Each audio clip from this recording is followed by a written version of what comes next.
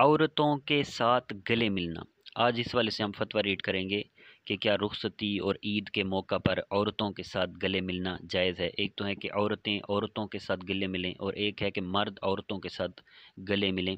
تو اس والے سے ہم نے فتویٰ ریڈ کرنا ہے۔ تمام دوستوں سے گزارش ہے کہ ہمارے چینل کو ضرور سبسکرائب کریں۔ چلیے ہم اپنا فتویٰ سٹارٹ کرتے ہیں۔